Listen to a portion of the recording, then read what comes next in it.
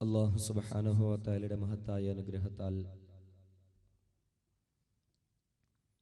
ഈ ഒരു വിശുദ്ധമായ വിജ്ഞാനത്തിൻ്റെ വേദിയിലും സദസ്സിലും സന്നിഹിതരായിരിക്കുന്ന എത്രയും സ്നേഹാദരവുകൾ നിറഞ്ഞ പണ്ഡിത മഹത്തുക്കളെ, വിശിഷ്യ ഈ വേദിയിൽ ഉപവിഷ്ടനായിരിക്കുന്ന ബഹുമാന്യനായ പഞ്ചായത്ത് ജുമാ മസ്ജിദ് ഇമാം അൽ ഉസ്താദ് മൗലവി ഷൗക്കത്ത് അലി ഹസനി അവർകൾ, കൂടാതെ ഈ വിനീതൻ്റെ ദീർഘകാല സതീർത്ഥ്യരും സഹപാഠികളുമായ ബഹുമാന്യനായ അൽ ഹാഫിൽ അയ്യൂബ് മൗലവി സാലിഹി അൽ ഖാസിമി അവർകൾ, കുഞ്ഞുണ്ണിക്കര മുസ്ലിം ജമാഅത്ത് മുഅല്ലിമും സതീർത്ഥ്യനുമായ ബഹുമാന്യനായ മൗലവി അൻസാരി അൽ അസ്ലമി അൽ ഖാസിമി അവർകൾ, കൂടാതെ തങ്ങളുടെ മഹത്തായ സാന്നിധ്യം കൊണ്ട് ഈ സദസ്സിനെ പുണ്യം നിറഞ്ഞതായി മാറ്റിയ മറ്റു പണ്ഡിതരെ, മുതഅല്ലിം സുഹൃത്തുക്കളെ, പറയുന്നയാളുടെ പേരോ പ്രശസ്തിയോ പ്രാഗൽഭ്യമോ പ്രഭാഷണമോ പരിഗണിക്കാതെ പറയപ്പെടുന്ന വിഷയത്തിൻ്റെ പ്രാധാന്യത കണക്കിലെടുത്തുകൊണ്ട് ഈ ഒരു മഹത്തായ ദീനീ വിജ്ഞാന സദസ്സിലേക്ക് സന്മനസ്സോടെ കടന്നെത്തിയ എത്രയും സ്നേഹം നിറഞ്ഞ മാതാപിതാക്കളെ, സഹോദരി സഹോദരന്മാരെ, എൻ്റെ പ്രിയം നിറഞ്ഞ യുവസുഹൃത്തുക്കളെ, അല്ലാഹു സുബ്ഹാനഹു വ തആല നമ്മുടെ ഒരുമിച്ച് കൂടലിനെ ഒരു സ്വാലിഹായ അമലായി സ്വീകരിക്കുമാറാകട്ടെ. നമ്മളിൽ നിന്നും ഈ നിമിഷം വരെ വന്നുപോയ ചെറുതും വലുതുമായ എല്ലാ തെറ്റുകുറ്റങ്ങളും കരുണക്കടലായ തമ്പുരാൻ വിട്ടുപുറത്ത് മാപ്പാക്കി തരുമാറാകട്ടെ. നമ്മിൽ നിന്നും മരണപ്പെട്ട മണ്ണറകളിൽ കഴിയുന്ന നമ്മുടെ മുൻഗാമികൾക്ക് പടച്ച തമ്പുരാൻ മഗ്ഫിറത്തും റഹ്മത്തും നൽകുകയും ആ ഖബറുകളെ കണ്ണെത്താ ദൂരത്തോളം വിശാലമാക്കി കൊടുക്കുകയും ചെയ്യുമാറാകട്ടെ. ആദ്യം മുതൽ അവസാനം വരെ പടച്ചവന്റെ മാത്രം തൃപ്തി പ്രതീക്ഷിച്ചുകൊണ്ട് സംസാരിക്കുവാൻ ഈ വിനീതനും അവസാനം വരെയും ഇരുന്ന് കേൾക്കുവാൻ നിങ്ങൾക്ക് ഓരോരുത്തർക്കും, അതിലുപരി പറയുന്ന കാര്യങ്ങൾ, കേൾക്കുന്ന കാര്യങ്ങൾ ഹൃദയവിശാലതയോടുകൂടി കേൾക്കുവാനും ഉൾക്കൊള്ളുവാനും ജീവിതത്തിൽ പകർത്തുവാനും പ്രചരിപ്പിക്കുവാനും റബ്ബ് സുബ്ഹാനഹു വ തആല നമുക്കെല്ലാവർക്കും നല്ല തൗഫീഖ് നൽകി അനുഗ്രഹിക്കുമാറാകട്ടെ. കൂടാതെ ഈ വിനീതന്റെ ശബ്ദം ശ്രവിക്കുന്ന മറ്റിതര സമുദായങ്ങളിലെ സഹോദരി സഹോദരങ്ങളുണ്ടെങ്കിൽ നിങ്ങൾക്കെല്ലാവർക്കും വിശുദ്ധ ദീനുൽ ഇസ്ലാമിൻ്റെ സ്നേഹോഷ്മള അഭിവാദ്യങ്ങൾ നേർന്നുകൊള്ളുന്നു. സത്യത്തിലേക്ക് സന്മാർഗം കാട്ടുന്ന വിശുദ്ധ ദീനുൽ ഇസ്ലാമിൻ്റെ സമുന്നത സന്ദേശങ്ങളെ വിളംബരം ചെയ്യുന്ന ഈ ഒരു ദീനീ വിജ്ഞാന സദസ്സിലേക്ക് നിങ്ങളെ ഓരോരുത്തരെയും മാനവ സൗഹാർദ്ദത്തോടെ സഹർഷം സ്വാഗതം ചെയ്തുകൊള്ളുന്നു. ലോകൈക രക്ഷിതാവ് നമുക്കെല്ലാവർക്കും സന്മാർഗം കാട്ടിത്തന്ന് അനുഗ്രഹിക്കുമാറാകട്ടെ.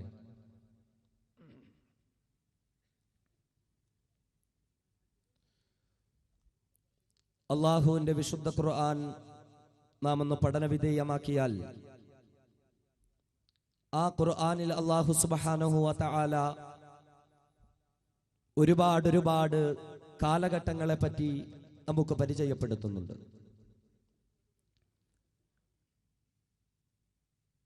ഈ പ്രപഞ്ചത്തിന്റെ ഉത്ഭവം എപ്രകാരമായിരുന്നു, ഈ ഭൂമിയിലേക്ക് മനുഷ്യന്റെ സൃഷ്ടിപ്പ് എപ്രകാരമായിരുന്നു എന്നത് തുടങ്ങി അല്ലാഹു തആല പ്രപഞ്ചോൽപത്തി മുതലുള്ള കാലഘട്ടത്തെ വിശുദ്ധ ഖുർആനിൽ പരിചയപ്പെടുത്തുന്നുണ്ട്. മാത്രമല്ല ഇതുവരെയുമുള്ള കാലഘട്ടങ്ങളിൽ കഴിഞ്ഞു കടന്നുപോയ ഒരുപാട് സമുദായങ്ങളെ അല്ലാഹു സുബ്ഹാനഹു വ തആല ഖുർആനിലൂടെ നമുക്ക് വ്യക്തമാക്കി തരുന്നുണ്ട്. അക്കൂട്ടത്തിൽ നമുക്ക് കാണാൻ കഴിയും എപ്രകാരം നാം മെഴുകിനെ മെരുക്കിയെടുത്ത് പല പല രൂപങ്ങളാക്കി മാറ്റുന്നു, ആ രീതിയിൽ സ്വന്തം കൈകൊണ്ട് പാറകളിൽ ജാലവിദ്യകൾ തീർക്കുന്നതായ സമുദായങ്ങളെ നമുക്ക് കാണാൻ കഴിയുന്നതാണ്. മാത്രമല്ല, ആയിരക്കണക്കോളം വർഷം ആയുസ്സുണ്ടായിരുന്ന, നമ്മുടെ മനസ്സുകളിൽ ചിന്തിക്കാൻ പോലും കഴിയാത്ത മനുഷ്യരെ പറ്റി പടച്ച തമ്പുരാൻ വിശുദ്ധ ഖുർആനിൽ നമുക്ക് പറഞ്ഞു മനസ്സിലാക്കി തരുന്നുണ്ട്. നടന്നു പോകുന്ന വഴിയിൽ വെയിൽ തട്ടാതെ ഇരിക്കുവാനായി മേഘങ്ങൾ തണലിട്ട് കൊടുത്തിരുന്നതായ സമുദായത്തെ, അങ്ങനെ ഒരു കാലഘട്ടത്തെ അള്ളാഹുവിന്റെ വിശുദ്ധ ഖുർആൻ നമുക്ക് മനസ്സിലാക്കി തരുന്നുണ്ട്. സ്വർഗത്തിൽ നിന്നും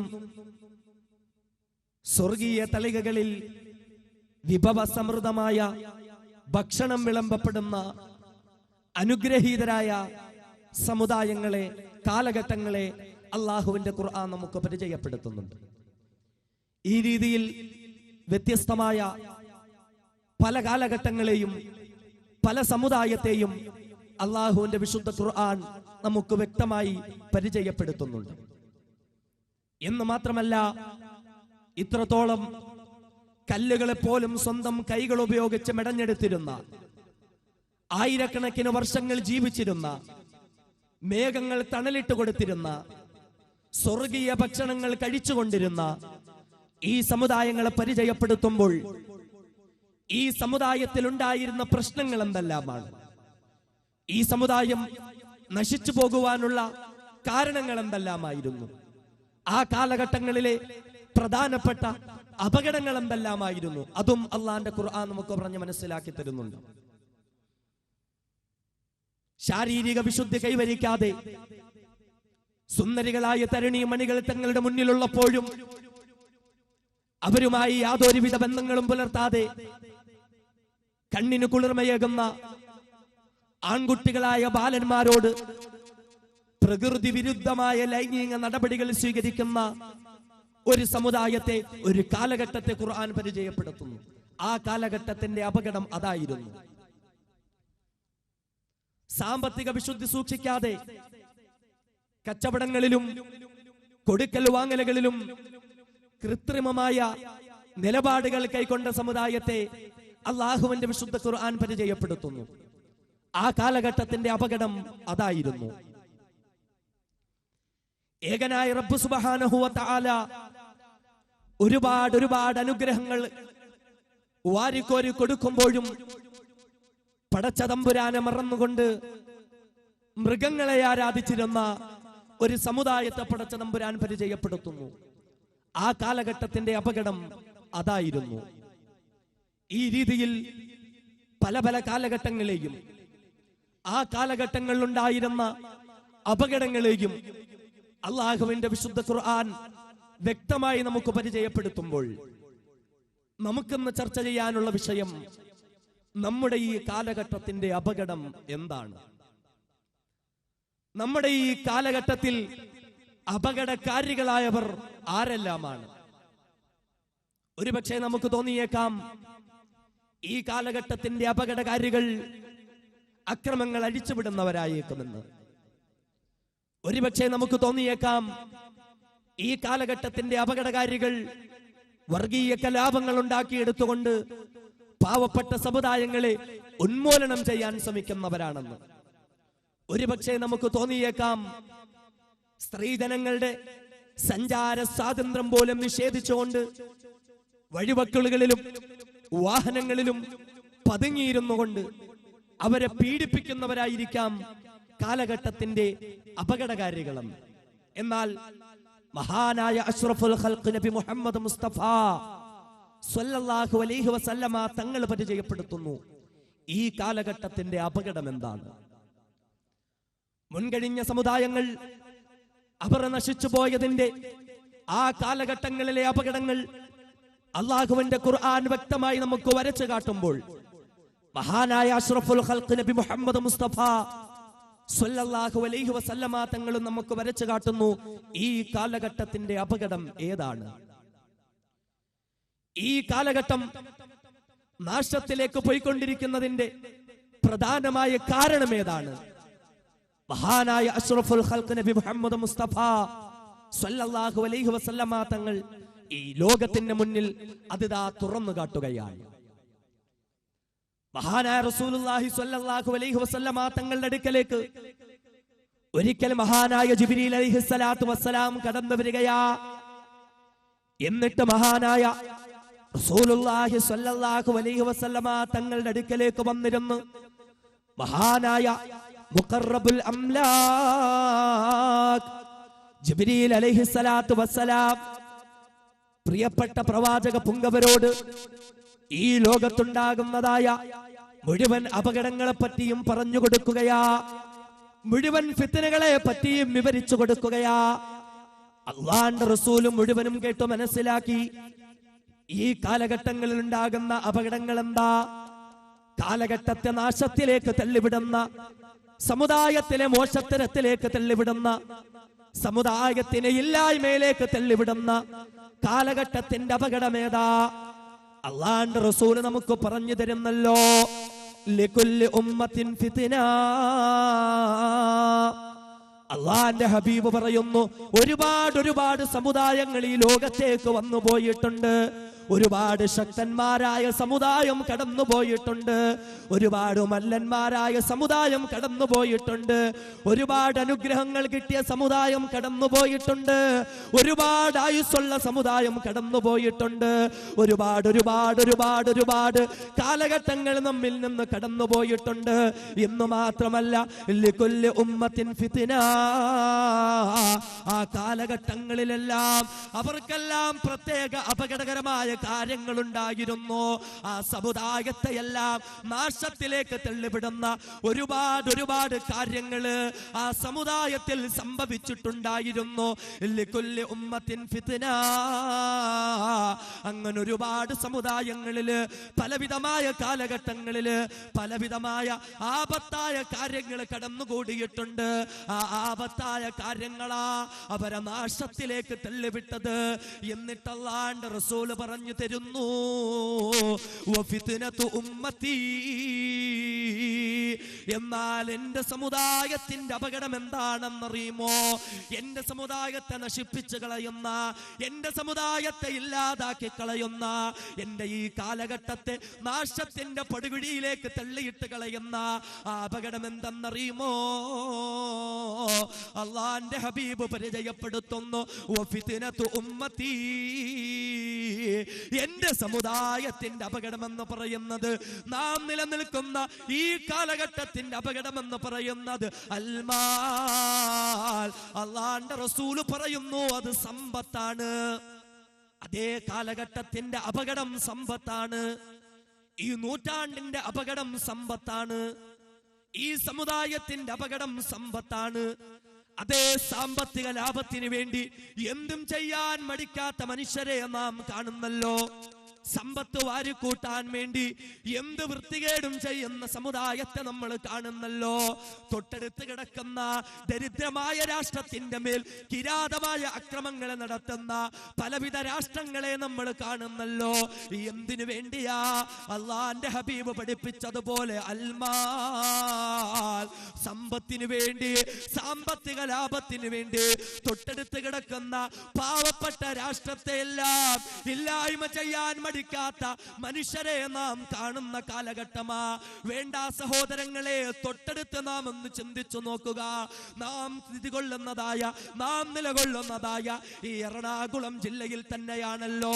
പറവൂർ എന്ന് പറയുന്ന പ്രദേശത്തിനടുത്ത് തന്റെ ബീജത്തിൽ പിറന്നു വീണ പൊന്നുമോളെ, ആ പിഞ്ചു പെൺകുഞ്ഞിനെ, പ്രായപൂർത്തി പോലും ആകാത്ത പൊന്നുമകളെ അന്യന്റെ മനുഷ്യരുടെ മുന്നിലേക്ക് വലിച്ചെറിഞ്ഞ പിതാവിന്റെ മനസ്സ് മനസ്സിലെ മോഹം എന്താ?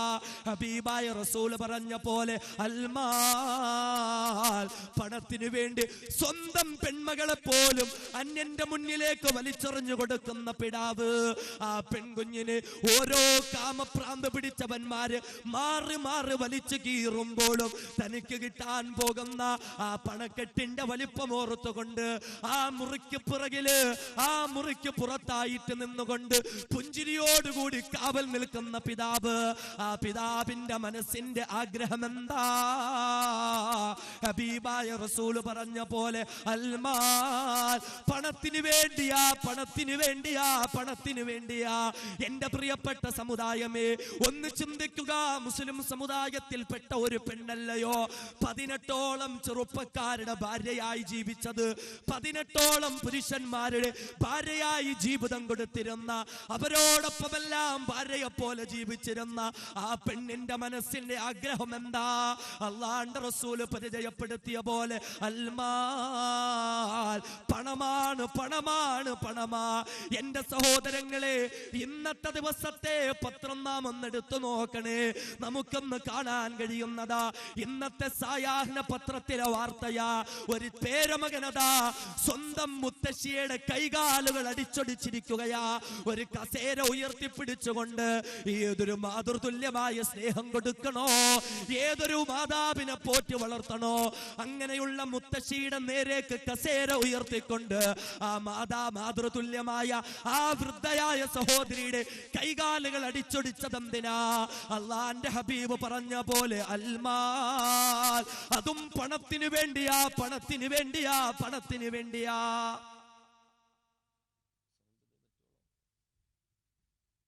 അല്ലാഹുവിന്റെ റസൂൽ പറഞ്ഞ പോലെ ഈ സമുദായത്തിന്റെ അപകടം അൽമാൽ, പണമാണ്, പണമാണ്.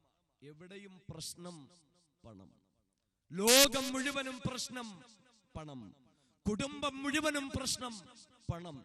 എല്ലായിടത്തും പ്രശ്നമുണ്ടാകുന്നത് പണം കാരണം അല്ലേ? 25 പൈസയ്ക്ക് വേണ്ടി സ്വന്തം സുഹൃത്തിന്റെ വയറ്റിലേക്ക് സോഡാ കുപ്പി പൊട്ടിച്ചുകൊണ്ട് കുത്തിക്കയറ്റുന്ന എത്രയോ മനുഷ്യരെ നാം കേട്ടിട്ടുണ്ട്. നിസാരമായ സാമ്പത്തിക ലാഭത്തിന് വേണ്ടി, പണത്തിന് വേണ്ടി ഉറ്റവരായ, ഉടയവരായ സ്വന്തം കുടുംബക്കാരെ പോലും ഇല്ലായ്മ ചെയ്യുന്ന എത്രയോ മനുഷ്യരെ നാം കണ്ടിട്ടുണ്ട് അല്ലേ? അതല്ലേ ഇന്ന് ലോകത്തിന്റെ ഏറ്റവും വലിയ അപകടം? ഹബീബായ റസൂലുള്ളാഹി മുഹമ്മദ് മുസ്തഫ സല്ലല്ലാഹു അലൈഹി വസല്ലമ തങ്ങൾ പഠിപ്പിച്ചു, ഫിത്നത്തു ഉമ്മത്തി അൽമാൽ. എന്റെ സമുദായത്തിന്റെ പ്രശ്നം പണമാണ് അല്ലേ? അതുകൊണ്ട് നമുക്കിന്ന് ചർച്ച ചെയ്യാനുള്ള വിഷയം, പണം ഉണ്ടാക്കുന്ന ഒരുപാട് മനുഷ്യരെ നമ്മൾ കണ്ടിട്ടുണ്ട്. ഇതിൽ നമുക്കറിയാം, നമ്മൾ കുറെ ആളുകളെ മ്ലേച്ഛരമായ രീതിയിൽ പണം സമ്പാദിക്കുന്നവരായി നമുക്ക് മനസ്സിലാക്കുന്നു. വേശ്യാവൃത്തിയിലൂടെ പണം സമ്പാദിക്കുന്ന ഒരുപാട് പേരുണ്ട്. അവർക്ക് വേണ്ടി പ്രത്യേകം സംഘടനയുണ്ട്, അവർക്ക് വേണ്ടി പ്രത്യേകം സമ്മേളനങ്ങളുണ്ട്. അവരെത്ര വലിയ പണക്കാരായാലും നമുക്കവരോട് പുച്ഛമാണ്. കാരണം മോശമായ, മ്ലേച്ഛമായ രീതിയിലൂടെ പണം സമ്പാദിക്കുന്നവരാണ്. അവരെ പറ്റി നമുക്കൊന്ന് ചർച്ചയില്ല. കള്ള് കച്ചവടം നടത്തിക്കൊണ്ട് പണം സമ്പാദിക്കുന്നവർ, അവരും എത്ര വലിയ പണക്കാരായാലും നമ്മുടെ മനസ്സിൽ അവരോടെല്ലാം ഒരല്പം അകൽച്ചയുണ്ടാകും. കാരണം അവർ മദ്യം വിറ്റുകൊണ്ട് പണം ഉണ്ടാക്കുന്നവരാ. അവരെ പറ്റിയും നമുക്കൊന്ന് ചർച്ചയില്ല. മോഷണങ്ങൾ നടത്തിക്കൊണ്ട് പണമുണ്ടാക്കുന്നവരുണ്ട്, ആളുകളെ വഞ്ചിച്ചുകൊണ്ട് പണമുണ്ടാക്കുന്നവരുണ്ട്, കള്ളക്കച്ചവടം നടത്തി പണമുണ്ടാക്കുന്നവരുണ്ട്. ഇവരെ എല്ലാം നമുക്കറിയാം. അവരെ എല്ലാവരെയും നമ്മൾ വെറുക്കുന്നു. അവരോടൊന്നും നമുക്കൊരു ബഹുമാനമോ ഒരു താല്പര്യമോ ഇല്ല. എന്നാൽ അവരെ ഒന്നും പറ്റിയല്ല നമുക്കിന്ന് ചർച്ച ചെയ്യാൻ. മറിച്ച് അള്ളാഹുവിന്റെ ഹബീബ് നബി മുഹമ്മദ് മുസ്തഫ സല്ലല്ലാഹു അലൈഹി വസല്ലമ തങ്ങൾ പരിചയപ്പെടുത്തിയ ഈ സമുദായത്തിലെ ഏറ്റവും വലിയ അപകടമായ പണം. ഈ പണം സമ്പാദിച്ചു കൂട്ടുന്നവരിൽ ചില ആളുകളുണ്ട്. അവര് പണം ഉണ്ടാക്കും, അവര് വലിയ പണക്കാരാ, ഞൊടിയിട കൊണ്ട് ഒരുപാട് പണം അവരുടെ കയ്യിലേക്ക് വന്നു ചേരും. എന്നാൽ നമ്മൾ അവരെ ഒന്നും മോശക്കാരായിട്ട് കാണുന്നില്ല. നമുക്ക് അവരോടൊക്കെ ബഹുമാനവാ, നമുക്ക് അവരോടൊക്കെ സ്നേഹവാ, നാം അവരെയെല്ലാം അംഗീകരിക്കുന്നു. അപ്രകാരം മാന്യത ചമഞ്ഞുകൊണ്ട് മ്ലേച്ഛമായ ജീവിതോപാധികൾ തേടുന്നവരെ പറ്റിയാ നമുക്കിന്ന് ചർച്ച ചെയ്യാൻ. കണ്ടാൽ മാന്യന്മാരാ, സമുദായത്തിൽ ഒരുപാട് സ്ഥാനമാനങ്ങളുള്ള ആളാ, എന്നാൽ വിശുദ്ധ ഖുർആനും ഹദീസും പരിചയപ്പെടുത്തുന്നു മോശക്കാരാണവർ. അവർക്ക് അല്ലാഹുവിന്റെ മുന്നിലും ഹബീബായ മുഹമ്മദ് മുസ്തഫ സ്വല്ലല്ലാഹു അലൈഹി വസല്ലമ തങ്ങളുടെ മുന്നിലും യാതൊരുവിധ സ്ഥാനമാനങ്ങളുമില്ല. അങ്ങനെയുള്ള കുറച്ച് ആളുകളെ പറ്റിയാണ് നമുക്കിന്ന് ചർച്ച ചെയ്യാനുള്ളത്. അല്ലാഹു തആല കാര്യങ്ങൾ മനസ്സിലാക്കുവാനും ആ മോശമായ മ്ലേച്ഛമായ അവസ്ഥകളിൽ നിന്നുമെല്ലാം ഒഴിഞ്ഞു മാറുവാനുമുള്ള തൗഫീഖ് നമുക്കെല്ലാവർക്കും നൽകി അനുഗ്രഹിക്കുമാറാകട്ടെ. ഒന്നാമത് നമുക്ക് ചർച്ച ചെയ്യാനുള്ളത്, നമ്മുടെയൊക്കെ ഇന്നത്തെ കാലത്ത് ഒരു ഗവൺമെന്റ് ജോലി കിട്ടാൻ എല്ലാവർക്കും ഓട്ടമാണ് അല്ലേ? ഒരു ഗവൺമെന്റ് ജോലി കിട്ടുക, ഒരു ഗവൺമെന്റ് ജോലി കിട്ടുക. എന്തിനാ? ഒരു സാധാരണ പഞ്ചായത്ത് ഓഫീസിലെ ഒരു ക്ലർക്ക്, ഒരു തൂപ്പുകാരനായാലും കുഴപ്പമില്ല, ആ ഒരു ജോലി കിട്ടിയാൽ മതി. കാരണം എന്താ? ശമ്പളം കിട്ടിയില്ലെങ്കിലും അതിലും കിമ്പളം നമുക്ക് കിട്ടും. മുസ്ലിം സമുദായം ഒട്ടും പിറകിലല്ല, മുസ്ലിം സമുദായം ഒട്ടും പിറകിലല്ല. കൈക്കൂലി ചോദിച്ചു വാങ്ങുവാനും സമുദായത്തിൻ്റെതായ പാവപ്പെട്ട ജനവിഭാഗത്തിൻ്റെതായ ആ ഖജനാവിൽ നിന്നും കൈയിട്ട് വാരുവാനും മുസ്ലിം സമുദായം ഒട്ടും പിറകിലല്ല. എല്ലാവരും അങ്ങനെയാണെന്നൊന്നും അഭിപ്രായമില്ല. അൽഹംദുലില്ലാ, നല്ല മനസ്സുള്ള ശുദ്ധഗതിക്കാരായ ഒരുപാട് ഉദ്യോഗസ്ഥന്മാരുണ്ട്. എന്നാൽ അധികവും നമുക്ക് കാണാൻ കഴിയുന്നത് മുസ്ലിം സമുദായത്തിന്റെ ആളുകള് അല്പം ഇക്കാര്യത്തിൽ മുന്നോട്ട്, അതും അഭിമാനത്തോടുകൂടി തന്നെയാ പറയുന്നത്. അത് വലിയ അഭിമാനത്തോടാ പറയുന്നേ. അയാൾക്ക് ഇന്ന ജോലി, അത്രയുള്ളോ ജോലി. സാധാരണ ക്ലർക്കാണോ അല്ലെങ്കിൽ സാധാരണ ഓഫീസറാണോ? അപ്പൊ നമ്മൾ എന്ത് പറയും? എന്താ വിചാരിച്ചേ? സാധാരണ ഓഫീസറായെങ്കിൽ എന്താ, മാസം 10,000 ശമ്പളം ഉള്ളൂ, പക്ഷെ 50,000 കിമ്പളം ഉണ്ട്. വലിയ ബഹുമാനമാണ് നമുക്ക്, അവരെ പറ്റിയെല്ലാം വലിയ മതിപ്പാ നമുക്ക്. എന്നാലോ മഹാനായ അഷ്റഫുൽ ഖൽഖ് മുഹമ്മദ് മുസ്തഫ സ്വല്ലല്ലാഹു അലൈഹി വസല്ലമ തങ്ങൾ പറഞ്ഞു മനസ്സിലാക്കി തരികയാ, കുല്ലു ലഹ്മിൻ നബത മിൻ സുഹ്തിൻ ഫന്നാറു ഔലാ ബിഹി. അള്ളാന്റെ റസൂല് പഠിപ്പിക്കുന്നു, ആരെങ്കിലും കൈക്കൂലി വാങ്ങുന്നുണ്ടെങ്കിൽ, ആരെങ്കിലും അഴിമതി നടത്തുന്നുണ്ടെങ്കിൽ, ആരെങ്കിലും സമുദായത്തിൻ്റെതായ ഖജനാവിൽ കൈയിട്ട് വാരുന്നുണ്ടെങ്കിൽ, ആരെങ്കിലും ചെറിയ ആവശ്യത്തിന് വേണ്ടി നിന്നെ സമീപിക്കുമ്പോ ആവശ്യം സാധൂകരിച്ചു കൊടുക്കാൻ ഒന്നുമില്ലാത്ത പാവപ്പെട്ട മനുഷ്യരുടെ കൈവശം നിന്ന് നീ കൈക്കൂലി വാങ്ങുന്നവനാണെങ്കിൽ ഹബീബായ നബി മുഹമ്മദ് മുസ്തഫ സല്ലല്ലാഹു അലൈഹി വസല്ലമ തങ്ങൾ പഠിപ്പിക്കുന്നു, കുല്ലു ലഹ്മിൻ നബത മിൻ സുഹ്തിൻ ഫന്നാറു ഔലാ ബിഹി. ഒരു ശരീരത്തിലെ ഏതെല്ലാം ഭാഗങ്ങളാണോ കൈക്കൂലിയിലൂടെ മുളപ്പിക്കപ്പെട്ടത്, ഒരു ശരീരത്തിൽ ഒരു തുള്ളി രക്തമാണ് കൈക്കൂലിയിലൂടെ വന്നിട്ടുള്ളതെങ്കിലോ, ഒരു ശരീരത്തിൽ ഒരു രോമമാണ് കൈക്കൂലി വാങ്ങിയുണ്ടാക്കിയ ആ പണം കാരണമായി, ആ ഭക്ഷണം കാരണമായി മുളച്ചു വന്നതെങ്കിൽ ഹബീബായ റസൂൽ പറയുന്നു, ഫന്നാറു ഔലാ ബിഹി. ആ ശരീരത്തിന് ഏറ്റവും യോജിച്ചത് അല്ലാഹുവിന്റെ നരകം തന്നെയാ. അള്ളാന്റെ ഖുർആൻ എടുത്തു പറഞ്ഞിട്ടുണ്ടല്ലോ, കൈക്കൂലിപ്പാരെ പറ്റി വിശുദ്ധ ഖുർആൻ എത്രയോ വ്യക്തമായ എടുത്തു പറഞ്ഞിരിക്കുന്നത്. സമ്മാഊന ലിൽ കദിബി അക്കാലൂന ലിസ്സുഹ്ത്, അക്കാലൂന ലിസ്സുഹ്ത്. അള്ളാന്റെ ഖുർആൻ കൈക്കൂലി തിന്നുന്നവന്മാരെ പറ്റി പ്രത്യേകം എടുത്തു പറയുന്നല്ലോ. നിയമത്തിൽ പാളിച്ചകൾ ഉണ്ടാക്കി നിയമങ്ങളെയെല്ലാം വളച്ചടിച്ചുകൊണ്ട് ജനങ്ങളിൽ നിന്നും കൈക്കൂലി വാങ്ങിയെടുക്കുവാൻ വേണ്ടി കഷ്ടപ്പെടുന്ന മനുഷ്യരെ പറ്റി അല്ലാഹുവിന്റെ ഖുർആൻ പറഞ്ഞല്ലോ. ഹബീബായ റസൂൽ പറയുന്നു, കുല്ലു ലഹ്മിൻ നബത മിൻ സുഹ്തിൻ ഫന്നാറു ഔലാ ബിഹി. അപ്രകാരം കൈക്കൂലിയിലൂടെ ഒരു ശരീരത്തിന്റെ ഒരു ഭാഗം മുളപ്പിക്കപ്പെട്ടാൽ അല്ലാഹുവിന്റെ റസൂൽ പറയുന്നു, അത് നരകത്തിനുള്ള ശരീരമാ. ഉടൻ തന്നെ സ്വഹാബത്ത് ചോദിക്കുന്നു, യാ റസൂലല്ലാഹ് വമസ്ഹുതു യാ റസൂലല്ലാഹ്, അല്ലാഹുവിന്റെ തിരുദൂതരെ, ഈ കൈക്കൂലി എന്ന് പറഞ്ഞാൽ എന്താണ് നബിയേ? ഏത് കൈക്കൂലിയെ പറ്റിയാ നബിയെ താങ്കൾ ഞങ്ങൾക്ക് പറഞ്ഞു തന്നത്? ഏത് കൈക്കൂലി വാങ്ങിയാലാണ് നബിയെ നരകത്തിലേക്ക് ആ ശരീരം വലിച്ചെറിയപ്പെടുന്നത്? അല്ലാഹുവിന്റെ ഹബീബ് സഹാബാക്കളോട് പറയുന്നു, അർരിശ്വതു ഫിൽ ഹുക്ം, ഏതെങ്കിലും ഒരു കാര്യം തീരുമാനമാക്കാൻ അതിന്റെ വക്താക്കളിൽ നിന്നും ആരെങ്കിലും അനധികൃതമായ പണമിടപാട് നടത്തിയാൽ അതെല്ലാം കൈക്കൂലി എന്ന് നബി മുഹമ്മദ് മുസ്തഫ സല്ലല്ലാഹു അലൈഹി വസല്ലം. നമുക്ക് മാന്യന്മാരാണ്, വലിയ ബംഗ്ലാവ് വെച്ച് ജീവിക്കുന്നു, വലിയ കാറുകൾ വെച്ച് ജീവിക്കുന്നു. അല്ലാഹുവിന്റെ റസൂല് പറയുന്നു, എത്ര വലിയ ഉദ്യോഗസ്ഥൻ എന്ന് പറഞ്ഞാലും, ഏത് MP എന്ന് പറഞ്ഞാലും, ഏത് MLA എന്ന് പറഞ്ഞാലും, ഏത് മന്ത്രി എന്ന് പറഞ്ഞാലും കൈക്കൂലി വാങ്ങിക്കുന്നവനാണോ, കോഴ വാങ്ങുന്നവനാണോ, അഴിമതി നടത്തുന്നവനാണോ, ഫന്നാറു ഔലാ ബിഹി, അവന് ഏറ്റവും യോജിച്ചത് നരകമെന്ന് നബി മുഹമ്മദ് മുസ്തഫ സ്വല്ലല്ലാഹു അലൈഹി വസല്ലം. ലേ, ചിന്തിക്കണം, നമ്മള് നിസാര കാര്യമല്ല. ദുനിയാവിൽ അഭിമാനത്തോടുകൂടി നടക്കാം, എല്ലാവരുടെയും പ്രീതി പിടിച്ചു പറ്റാം, എല്ലാവരുടെയും സ്നേഹം പിടിച്ചു പറ്റാം. എന്നാലോ ഹദീസുകളിൽ കാണാൻ കഴിയുന്നതാ, ലഅന റസൂലുള്ളാഹ്,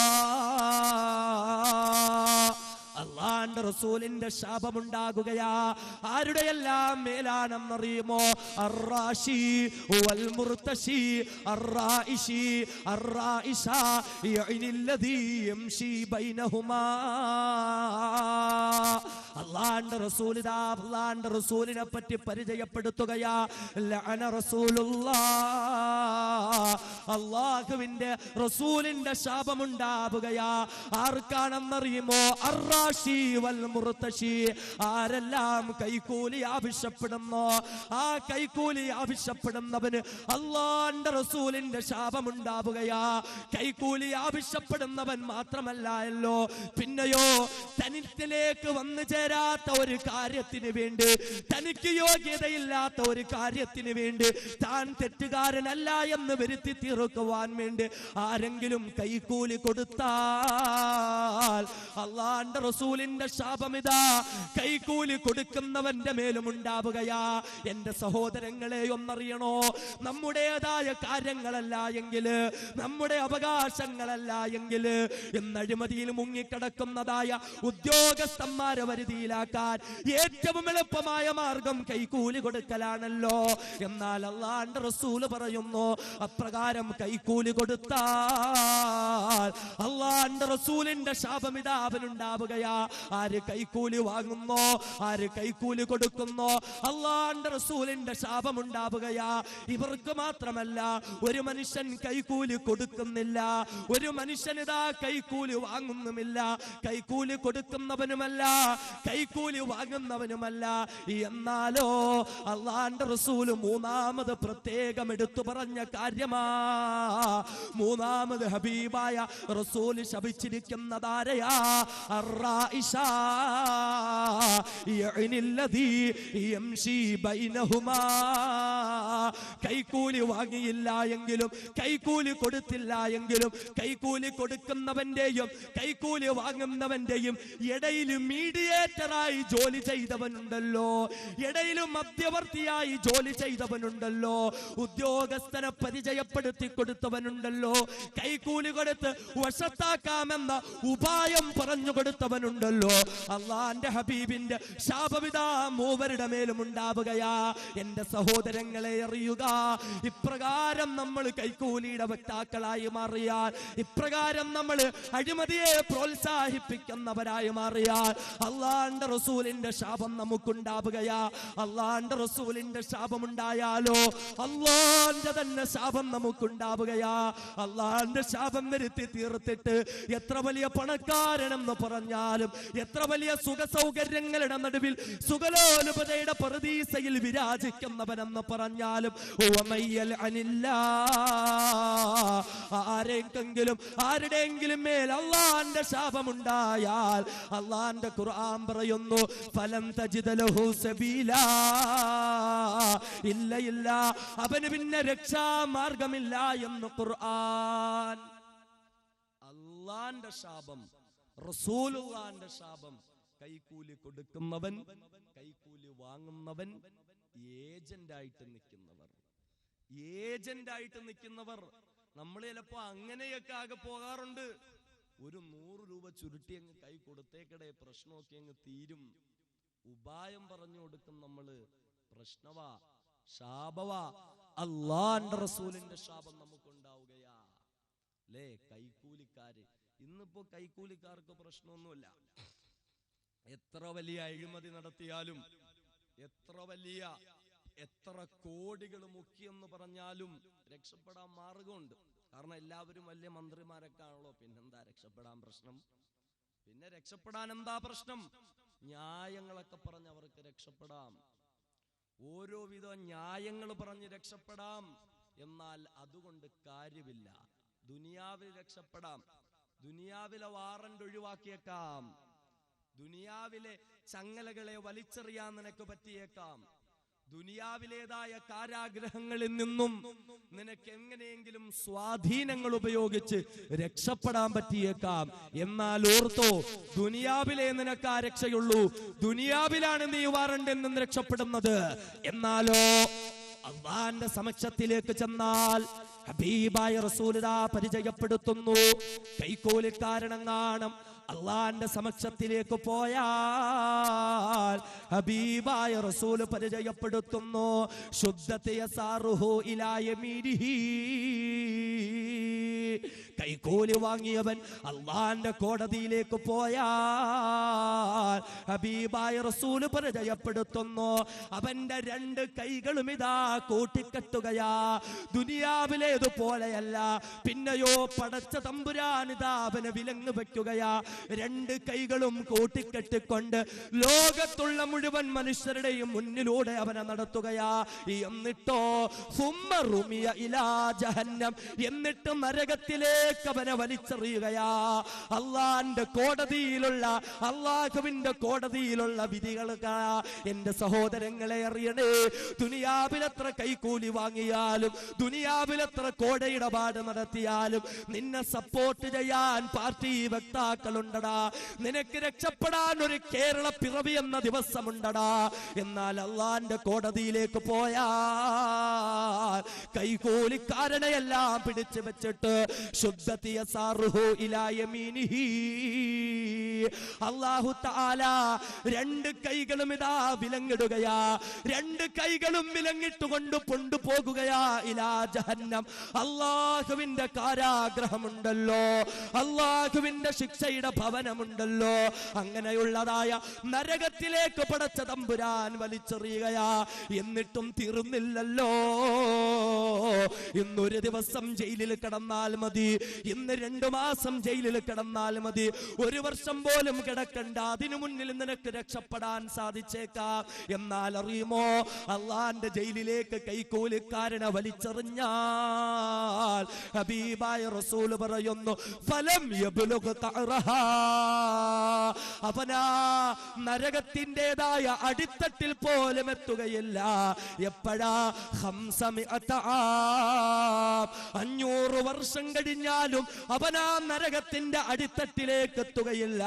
അത്രത്തോളം വണ്ണവലിപ്പമുള്ള, അത്രത്തോളം ഭീമാകാരമായ ഒരു നരകത്തിലേക്ക് പടച്ച തമ്പുരാൻ കൈക്കൂലിക്കാരനെ വലിച്ചെറിയുമെന്ന് മുഹമ്മദ് മുസ്തഫ സ്വല്ലല്ലാഹു അലൈഹി വസല്ലമ തങ്ങൾ പറഞ്ഞെങ്കിൽ എന്റെ സഹോദരങ്ങളെ സൂക്ഷിച്ചു കൊള്ളണേ. ആ നരകത്തെ, ആ നരകമെന്ന് പറയുന്ന ഭയാനകമായ ശിക്ഷയുടെ കേന്ദ്രത്തെ നമ്മൾ ഭയപ്പെട്ടുകൊള്ളണേ. അള്ളാന്റെ ഖുർആൻ പോലും പരിചയപ്പെടുത്തിയല്ലോ, യാ അയ്യുഹല്ലദീന ആമനൂ, അല്ലയോ സത്യവിശ്വാസികളെ, ഖൂ അൻഫുസകും വഅഹ്ലീകും നാറാ, നിങ്ങളുടെ ശരീരത്തെയും നിങ്ങളുടെ കുടുംബക്കാരുടെ ശരീരത്തെയും നരകത്തിൽ നിന്ന് നിങ്ങൾ സൂക്ഷിച്ചു കൊള്ളണേ. കൈക്കൂലി വാങ്ങുന്ന സഹോദരാ, നിന്റെ ആ ശരീരം നരകത്തിലേക്കുള്ളതാണടാ. നീ കൈക്കൂലി വാങ്ങിക്കൊണ്ട് നിന്റെ കുടുംബക്കാർക്ക് പാർപ്പിടമൊരുക്കി കൊടുക്കുമ്പോ, നീ കൈക്കൂലി വാങ്ങിക്കൊണ്ട് നിന്റെ കുടുംബക്കാർക്ക് ഭക്ഷണമൊരുക്കി കൊടുക്കുമ്പോ അവരുടെ ശരീരവും നരകത്തിന് അവകാശമാവുകയാ. അതുകൊണ്ട് അല്ലാഹു പറയുന്നു, ഖൂ അൻഫുസകും വഅഹ്ലീകും നാറാ, നിന്റെ ശരീരത്തെയും നിങ്ങളുടെ കുടുംബക്കാരുടെ ശരീരത്തെയും നരകത്തിൽ നിന്ന് സൂക്ഷിച്ചോ. കാരണം ആ നരകം സാധാരണ നരകമല്ല. വഖൂദുഹാ അന്നാസു വൽ ഹിജാറ, വലിയ വലിയ പാറക്കല്ലുകളാ നരകത്തിൽ കത്തിക്കുന്നത്. ആ പാറക്കല്ലുകൾക്കിടയിലേക്ക് അല്ലാഹുവിനെ അനുസരിക്കാത്ത മനുഷ്യരെയും പടച്ച തമ്പുരാൻ വലിച്ചെറിയുന്നതാ. അതുകൊണ്ട് സൂക്ഷിച്ചോ, കത്തിയാളുന്ന നരകത്തെ നിങ്ങൾ സൂക്ഷിച്ചോ. അല്ലാഹുവിന്റെ ഖുർആൻ പറഞ്ഞു, സൂക്ഷിച്ചോ, പേടിച്ചു നോക്കിയും കണ്ടുമൊക്കെ ജീവിച്ചോ. അല്ലാഹുവിന്റെ നരകം, അറസ്റ്റ്, അവിടെയുണ്ട് അറസ്റ്റ്. ഇവിടെ പ്രശ്നമൊന്നുമില്ല, ഇവിടെ ഒരു കുഴപ്പമില്ല. അവിടെ അല്ലാഹു തആല കയ്യാമം വെക്കും, വിലങ്ങിടും, എന്നിട്ട് വലിച്ചെറിയും നരകത്തിന്റെ അടിത്തട്ടിലേക്ക്. 500 വർഷം കഴിഞ്ഞ് അങ്ങ് അടിയിലോട്ട് ചെല്ലുള്ളൂ. പിന്നാണോ ജാമ്യം കിട്ടാൻ പോന്നെ? പിന്നെയാണോ നിയമത്തിന്റെ പ്രോട്ടോകോളിന്റേതായ ഓരോ നൂലമാലകൾ പറഞ്ഞ് രക്ഷപ്പെടാൻ പറ്റുന്നത്? ഒന്നും അവിടെ നടക്കില്ല, ഒന്നും അവിടെ നടക്കില്ല. ചിന്തിക്കിൻ. നമുക്കൊക്കെ ഒരു സ്വഭാവമുണ്ട്, കൈക്കൂലിയൊക്കെ കൊടുക്കും, എന്നിട്ട് പറയും അതൊരു ഹദിയ, സന്തോഷത്തിന് കൊടുത്തതാ, അതൊരു സന്തോഷത്തിന് കൊടുത്തതാ. വാങ്ങുന്നവരും പറയുന്നത് അത് സംഭാവനയായിട്ടെന്നേ, കൈക്കൂലി ഒന്നുമല്ല, ഞാൻ അയാൾക്ക് ഇന്ന ആവശ്യം സാധിച്ചു കൊടുത്തു, അപ്പൊ അതിന് ഒരു സന്തോഷം എന്ന രീതിയിൽ, ആ ഒരു സന്തോഷത്തിന് അയാൾ തന്നതാ, അത് കൈക്കൂലി ഒന്നുമല്ല എന്ന് ന്യായം പറയുന്ന ആള്. അവരെയും പരിചയപ്പെടുത്താതെ അല്ലാഹുവിന്റെ റസൂല് പോയിട്ടില്ല. അവരെ പറ്റിയും പറയാതെ ഹബീബായ നബി മുഹമ്മദ് മുസ്തഫ സ്വല്ലല്ലാഹു അലൈഹി വസല്ലമ തങ്ങൾ ഈ ലോകത്ത് നിന്ന് പോയില്ല. അല്ലാഹുവിന്റെ റസൂല് പറഞ്ഞൊരു കാലം വരും, സതകൂനു മിൻ ബഅദി വലാതുൻ യസ്തഹില്ലൂനൽ ഖംറ ബിൻ നബീദ്. അല്ലാഹുവിന്റെ റസൂല് പറഞ്ഞൊരു കാലം വരും, അന്ന് കള്ളു കുടിച്ചിട്ട് പറയും ഹലാൽ ബിയറാണെന്ന്. അല്ലാഹുവിന്റെ റസൂല് പറഞ്ഞതാ, കള്ളിനെ അങ്ങ് ഹലാലാക്കും, ഹലാൽ ബിയർ എന്ന് പറഞ്ഞ് കള്ളു കുടിക്കുന്ന ഒരു കാലം വരും. ആ ഹദീസിന്റെ അവസാനം അല്ലാഹുവിന്റെ റസൂല് പറഞ്ഞു, അസ്സുഹ്ത ബിൽ ഹദിയ, കൈക്കൂലി വാങ്ങിച്ചിട്ട് പറയും ഹദിയാണ്, സന്തോഷത്തിന് വേണ്ടി തന്നതാ. കൈക്കൂലി കൊടുത്തിട്ട് പറയും കൈക്കൂലി ഒന്നുമല്ല, ഒരു സന്തോഷത്തിന് വേണ്ടി കൊടുത്തതാ. അല്ലാഹുവിന്റെ റസൂൽ അവരെയും പറയാതിരുന്നിട്ടില്ല. മനസ്സിലാക്കിക്കോളി, നാട്ടില് വലിയ അഭിമാനികളായി ജീവിക്കുന്നു. ഒന്നാമതായി മനസ്സിലാക്കിക്കോളി, നരകാവകാശികളാണ് കൈക്കൂലിക്കാർ. നബി മുഹമ്മദ് മുസ്തഫ സ്വല്ലല്ലാഹു അലൈഹി വസല്ലം. അടുത്ത ആളുകൾ, നമ്മുടെ മുന്നിൽ മാന്യന്മാരായി നടക്കുന്ന അടുത്ത ആളുകൾ, വലിയ ബംഗ്ലാവ് ഉണ്ടാകും, നാട്ടിൽ ഭയങ്കര വിലയാണ്, ചിലപ്പോൾ മഹല്ല് കമ്മിറ്റിയിലും ഒക്കെ ഉണ്ടാകും. എന്ന് മാത്രമല്ല, പള്ളിയിലെ ഉസ്താദ് എന്ത് പ്രസംഗിക്കണം അതുപോലും അവര് തീരുമാനിക്കും. അങ്ങനെയുണ്ട്. പള്ളിയിലെ ഉസ്താദ് എന്ത് പ്രസംഗിക്കണോ അതുപോലും അവര് തീരുമാനിക്കും. അങ്ങനെയുള്ള കുറെ മാന്യന്മാരായ പലിശക്കാരെ നമ്മൾ കണ്ടിട്ടുണ്ട്, അല്ലേ? പള്ളിയിൽ ഉസ്താദ് എന്ത് പ്രസംഗിക്കണമെന്ന് അവര് തീരുമാനിക്കും. പലിശക്കെതിരെങ്ങാണം പ്രസംഗിച്ചു കഴിഞ്ഞാല് ഉസ്താദിനെ മാറ്റാനുള്ള പവർ പോലും അവർക്ക് കൊടുത്തേക്കുക. അതുപോലും അവർക്കാണ്, ഉസ്താദന്മാരെ മാറ്റാൻ. പലിശക്കെതിരെ ഖുർആനോ ആയത്തോ ഹദീസോ എന്തോതിക്കൊണ്ട് പറഞ്ഞാലും അവർക്കാണ് സർവ്വസാധാരണ ഉസ്താദിനെ മാറ്റാം. എത്രയോ പള്ളികളിൽ എത്രയോ നിഷ്കളങ്കരായ പണ്ഡിതന്മാർ പലിശക്കെതിരെ സംസാരിച്ചതിന് മേലെ നാട്ടിൽ നിന്ന് പുറത്താക്കപ്പെട്ടിട്ടുണ്ട്, അല്ലേ? നമ്മൾ അറിയണം, ഖുർആൻ മനസ്സിലാക്കി. ഖുർആനും ഹദീസുമാണ് നാം നമ്മുടെ ജീവിതത്തിന്റെ ഭാഗമാക്കി മാറ്റേണ്ടത്. അല്ലാഹുവിന്റെ ഖുർആൻ പറയുന്നു, യാ അയ്യുഹല്ലദീന ആമനൂ, അല്ലയോ സത്യവിശ്വാസികളെ, ലാ തഅകുലുർ റിബാ അദ്ആഫൻ മുദാഅഫാ,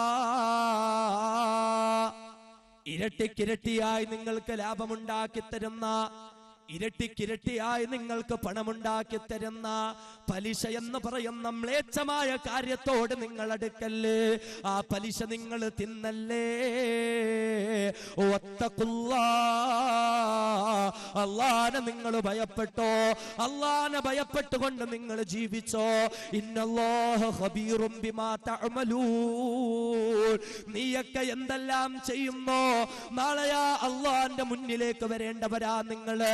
നാളെ നിങ്ങൾ അല്ലാഹന്റെ മുന്നിലേക്ക് വരുമ്പോ ദുനിയാവിൽ വെച്ച് നിങ്ങൾ ചെയ്തു കൂട്ടിയ സകല കാര്യങ്ങളെയും പടച്ച തമ്പുരാൻ നിങ്ങൾക്ക് അറിയിച്ചു തരുന്നതാ. അതുകൊണ്ട് സത്യവിശ്വാസികളെ, ആ പടച്ചവനെ നിങ്ങൾ ഭയപ്പെട്ടുകൊള്ളുക.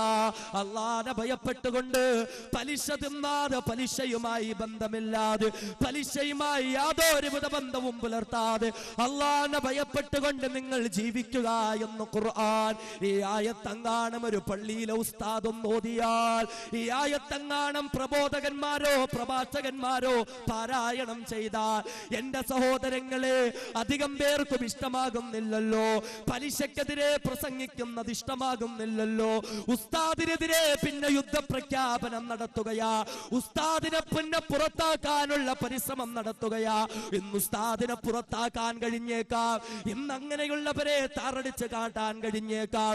എന്നാൽ എന്റെ സഹോദരങ്ങളെ അറിഞ്ഞുകൊള്ളണേ, അല്ലാഹുവിന്റെ ഖുർആൻ പറഞ്ഞു, ഫഇല്ലം തഫ്അലൂ, ഞാൻ പലിശ ഹറാമെന്ന് പറഞ്ഞിട്ടും, ഞാൻ പലിശ തിന്നരുതെന്ന് പറഞ്ഞിട്ടും അങ്ങനെ പ്രവർത്തിക്കാൻ നിനക്ക് കഴിയുന്നില്ല എങ്കിലോ, പലിശയിൽ നിന്നും ഒഴിഞ്ഞു മാറാൻ നിങ്ങൾക്ക് കഴിയുന്നില്ല എങ്കിലോ, അല്ലാഹു തആല തന്നെ പറയുകയാ, ഫഅദനു ബിഹർബിൻ മിനല്ലാഹി വറസൂലിഹി, എല്ലാവരും സൂക്ഷിച്ചുകൊള്ളുക, എല്ലാവരും അറിഞ്ഞുകൊള്ളുക, അല്ലാഹുവും റസൂലും അവനോട് യുദ്ധപ്രഖ്യാപനം നടത്തിയിരിക്കുകയാ. പലിശ തിന്നുന്നവൻ എത്ര ഹാജിയാരെന്ന് പറഞ്ഞാലും, പലിശയുമായി ബന്ധപ്പെടുന്നവൻ ഈ നാട്ടിൽ എത്ര തന്നെ ഉന്നത കുലജാതൻ എന്ന് പറഞ്ഞാലും, അല്ലാഹുവിന്റെ ഖുർആൻ പരിചയപ്പെടുത്തുന്നു, ഫഅദനു ബിഹർബിൻ മിനല്ലാഹി വറസൂലി, അവൻ അല്ലാഹുവിനോടും റസൂലിനോടും യുദ്ധം ചെയ്യാൻ ഒരുങ്ങിക്കൊള്ളുക. ഇന്ന് ഉസ്താദിനെതിരെ യുദ്ധം, പലിശക്കെതിരെ സംസാരിച്ചോ അല്ലേ?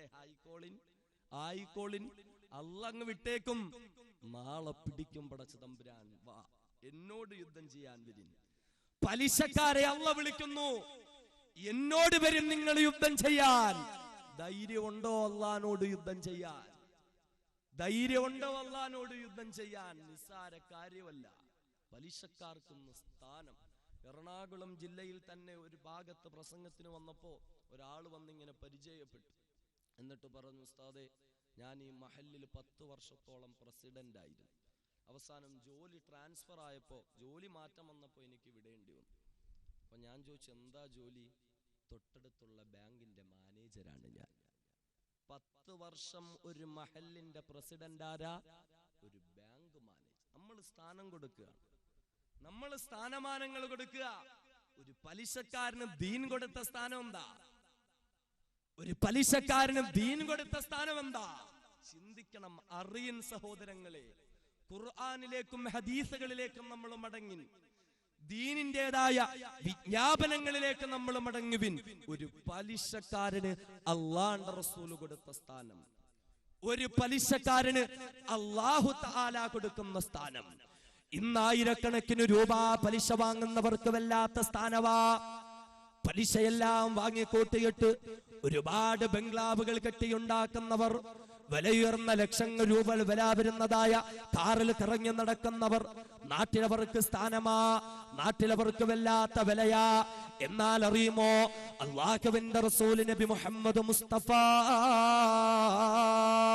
സ്വല്ലല്ലാഹു അലൈഹി വസല്ലമ തങ്ങൾ പഠിപ്പിക്കുന്നു, ഇന്നർ റജുല യുസീബു ദിർഹമൻ മിനർ റിബാ,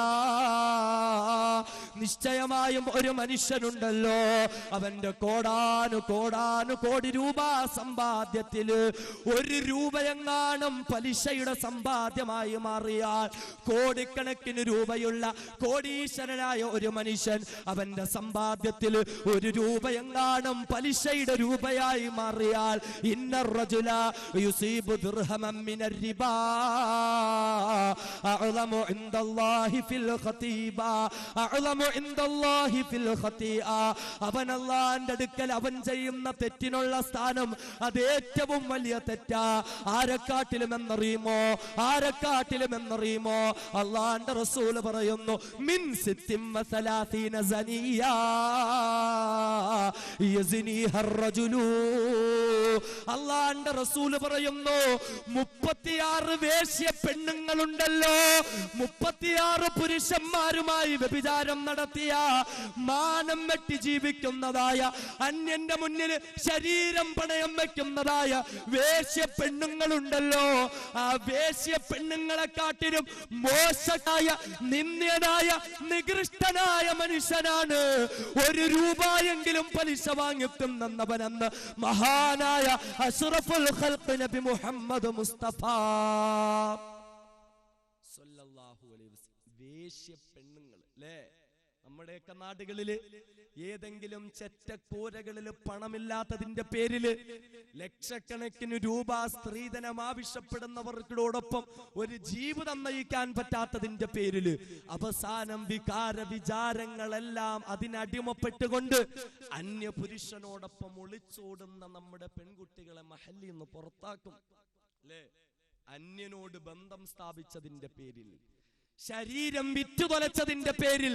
എന്നാൽ അതിനെക്കാട്ടിലും ആദ്യം 36 വേശ്യ പെണ്ണുങ്ങളെ പുറത്താക്കുന്നതിനെക്കാട്ടിലും ആദ്യം ഒന്നാമത് പുറത്താക്കണം ഒരു പലിശക്കാരനെ എന്ന് മുഹമ്മദ് മുസ്തഫ സ്വല്ലല്ലാഹു അലൈഹി വസല്ലം.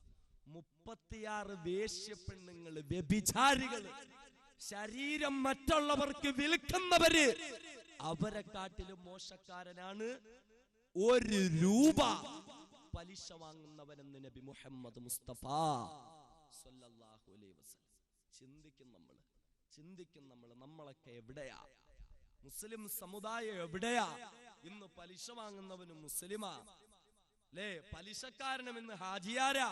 നമ്മളറിയണം, ഈ പലിശ വാങ്ങൽ ഇങ്ങനെ അനുവദനീയമായിരുന്നെങ്കിലേ റസൂലുള്ളാന്റെ കാലത്ത് എത്രയോ മുസ്ലിമുകൾ ഉണ്ടായേനെ. കുറെ ആളുകൾ അന്നുണ്ടായിരുന്നു, അവർ പലിശക്കാരായിരുന്നു. ഇസ്ലാം പലിശ നിരോധിച്ചപ്പോ അവർക്കത് അംഗീകരിക്കാൻ പറ്റില്ല. ഞങ്ങളുടെ പൈസയൊക്കെ നഷ്ടമാവുമല്ലോ, എന്നാൽ കുഴപ്പമില്ല, നിങ്ങളൊക്കെ മുസ്ലിമായി തന്നെ ഇരുന്നോ, നിങ്ങളൊക്കെ ഹാജിയാക്കന്മാര് തന്നെ ആയിക്കോളിൻ, നിങ്ങളൊക്കെ നിസ്കരിച്ചോളിൻ, പലിശയും വാങ്ങിച്ചോ എന്ന് പറഞ്ഞിരുന്നെങ്കിൽ വലിയ വലിയ നേതാക്കന്മാര് വരെ ഇസ്ലാമിലേക്ക് വന്നേനെ. നമ്മൾ മനസ്സിലാക്കി, പലിശക്കാർക്ക് അല്ലാഹുവിന്റെ റസൂൽ കൊടുത്ത സ്ഥാനം 36 വേശ്യ പെണ്ണുങ്ങളെക്കാട്ടിലും മോശം. ആരാ? പലിശയ്ക്ക് പലിശ വാങ്ങുന്നവർ, പണം കൊടുത്ത് അതിന് പലിശ വാങ്ങുന്നവരെ പറ്റി മറ്റൊരു ഹദീസിൽ അല്ലാഹുവിന്റെ റസൂൽ കുറച്ചുകൂടി മോശമായിട്ടാ പറഞ്ഞത്. കുറച്ചുകൂടി അല്ലാഹുവിന്റെ റസൂല് നികൃഷ്ടമായ രീതിയിൽ പരിചയപ്പെടുത്തുന്നു പലിശ വാങ്ങുന്നവരെ. നികൃഷ്ടരാണ്, കാലഘട്ടത്തിന്റെ അപകടമാണ് പലിശക്കാർ, പലിശ വാങ്ങുന്നവർ, പലിശയുമായി ബന്ധം പുലർത്തുന്നവർ, പലിശ കൊടുക്കുന്നവർ, എല്ലാവരും അതിൽപ്പെടും. പലിശ വാങ്ങുന്നവര് മാത്രമല്ല. ഈ പലിശ എന്ന് പറയുമ്പോൾ നമുക്കൊരു ധാരണ പലിശ വാങ്ങുന്നവര് മാത്രമാണ്. എന്നാലല്ല, പലിശ കൊടുക്കുന്നവരും ശപിക്കപ്പെട്ടവരാ. ഹബീബായ റസൂൽ പറയുന്നു, അല്ലാഹുവിന്റെ റസൂലിനെ പറ്റി ഇതാ പഠിപ്പിക്കപ്പെടുന്നു, ലഅന റസൂലുള്ളാഹ്, അള്ളാന്റെ റസൂലിന്റെ ശാപമുണ്ടാവുകയാണ്. ആകില റിബാ വമുകിലഹു വശാഹിദൈഹി വകാതിബഹു. ആരാണോ പലിശ തിന്നുന്നവര്, അങ്ങനെയുള്ളവരുടെ മേൽ അള്ളാന്റെ റസൂലിന്റെ ശാപമുണ്ടാവുകയാ. എന്നു മാത്രമല്ല, ആരാണോ പലിശ കൊടുക്കുന്നവര്, ആരാണോ പലിശക്കാരെ വളർത്തിക്കൊണ്ടുവരുന്നത്, ആരാണോ പലിശക്കാർക്ക് പണം കൊടുക്കുന്നവര്, അങ്ങനെ പലിശക്കാരെ വളർത്തിക്കൊണ്ടുവരുന്നവരെയും അല്ലാഹുവിന്റെ റസൂൽ ദാ ശപിച്ചിരിക്കുകയാ. എന്ന് മാത്രമല്ല, മൂന്നാമതോ വശാഹിദൈ, പലിശയ്ക്ക് സാക്ഷി നിൽക്കുന്നവരുണ്ടല്ലോ, സാലറി സർട്ടിഫിക്കറ്റ് കൊടുത്തുകൊണ്ട് ലോൺ എടുക്കാൻ വേണ്ടി സഹായം ചെയ്യുന്നവരുണ്ടല്ലോ, ലോൺ എടുക്കാൻ സാക്ഷി നിന്ന് ഒപ്പുചാർത്തി കൊടുക്കുന്നവരുണ്ടല്ലോ. അള്ളാന്റെ ഹബീബ് പറയുന്നു, അങ്ങനെ പലിശയുമായി ബന്ധമുള്ളവർ, പലിശയ്ക്ക് വേണ്ടി സാക്ഷി നിൽക്കുന്നവർ, അള്ളാന്റെ റസൂലിന്റെ ശാപവിധ അവരുടെ മേലുണ്ടാവുകയാ. നാലാമതോ അള്ളാന്റെ റസൂല് പറയുന്നു, വകാതിബഹു, ആരാണോ പലിശയെ രേഖപ്പെടുത്തി വെക്കുന്നത്, ആരാണോ പലിശയെ എഴുതി വെക്കുന്നത്. ബാങ്ക് ജീവനക്കാര്, എന്റെ സഹോദരങ്ങളെ ചിന്തിച്ചു കൊള്ളുക, ബാങ്ക് ജീവനക്കാര് പലിശ വാങ്ങുന്നുമില്ല, അവര് പലിശ കൊടുക്കുന്നുമില്ല. എന്നാ പലിശ കണക്ക് എഴുതി വെക്കുന്നെങ്കിൽ, പലിശയ്ക്ക് വേണ്ടി സഹായകരമാകുന്നെങ്കിൽ, അള്ളാന്റെ ഹബീബ് മുഹമ്മദ് മുസ്തഫ സ്വല്ലല്ലാഹു അലൈഹി വസല്ലമ തങ്ങളുടെ ശാപത്തിനിതാ അവർ അർഹരായിരിക്കുകയാ. അള്ളാന്റെ റസൂല് അങ്ങനെ പലിശയുമായി ബന്ധപ്പെടുന്നവര് എപ്രകാരമാ പരിചയപ്പെടുത്തിയത്? റസൂലുള്ളാഹി തങ്ങൾ പറഞ്ഞല്ലോ, അർരിബാ 73 ബാബാ, നിശ്ചയമായും പലിശ എന്ന് പറയുന്നത് അതിന് 73 പവാതിലുകളുണ്ട്. പലിശ എന്ന് പറയുന്നത് 73 തരങ്ങളാ. അതിലൊന്നാമത്തെ തരമാ നാം ഇന്ന് കാണുന്നത് പോലെ പണം കൊടുക്കുക, അതിനു പകരം പലിശ ഇങ്ങനെ വാങ്ങുക. അതൊന്നാമത്തെ തരമാണെങ്കിൽ, നമുക്ക് പോലും അറിയാത്ത, നാം പോലും കാണാത്ത 73ഓളം ഭാഗങ്ങൾ അതിനുള്ളതാ. ഇപ്രകാരം 73 ഭാഗങ്ങൾ അതിലുണ്ടെങ്കിൽ അള്ളാന്റെ റസൂല് പറയുന്നു, അപ്രകാരമുള്ള പലിശയുടെ 73 ഭാഗങ്ങളിൽ 73ാമത്തെ ഭാഗമുണ്ടല്ലോ, ഏറ്റവും താഴെ തട്ടിലുള്ള പലിശയുമായുള്ള ബന്ധമുണ്ടല്ലോ, അവനെ പറ്റി അള്ളാന്റെ റസൂല് പഠിപ്പിച്ചു, മിസ്ല അയ്യൻകിഹ ഉമ്മാ, സ്വന്തം മാതാവിനെ വ്യഭിചരിച്ചവനെ പോലെയാ, സ്വന്തം മാതാവിനെ ബലാത്സംഗം ചെയ്തവനെ പോലെയാ, സ്വന്തം മാതാവിനെ ക്രൂരമായി പീഡിപ്പിച്ചവനെ പോലെയാ. പലിശയുടെ 70 ഭാഗങ്ങളില് അവസാനത്തെ ഒരു ഭാഗവുമായി ബന്ധം പുലർത്തുന്നവനെന്ന് അള്ളാന്റെ റസൂല് പരിചയപ്പെടുത്തിയെങ്കിൽ, എന്റെ സഹോദരങ്ങള്, അതിലെ ഒന്നാമത്തെ ഭാഗമുണ്ടല്ലോ, നാമെല്ലാം പരിചയപ്പെട്ടിരിക്കുന്ന, നാമെല്ലാം ഇന്ന് ബന്ധപ്പെടുന്നതായ പണത്തിന് പകരം പണം പലിശ കൊടുക്കുന്ന ഒന്നാമത്തെ ഭാഗം എത്രയോ മോശമായ മ്ലേച്ഛമായ അവസ്ഥയാ. നാം ഒന്ന് മനസ്സിലാക്കിക്കൊള്ളുക. ദുനിയാവിൽ അല്ലാഹു തആല പലിശയ്ക്ക് കൊടുത്തിരിക്കുന്ന സ്ഥാനവിധ, മ്ലേച്ഛരാണവർ, മോശക്കാരാണവർ, വ്യഭിചാരികളെക്കാട്ടിലും നെറികെട്ടവരാണവർ. ഒരു സ്ഥാനവും അവർക്കില്ല. ദുനിയാവിൽ ഇതാണ് അവരുടെ അവസ്ഥ. ആഖിറത്തിലോ അല്ലാഹുവിന്റെ വിശുദ്ധ ഖുർആൻ പറയുന്നു, الذين يأكلون الربا لا يقومون إلا كما يقوم الذي يتخبطه الشيطان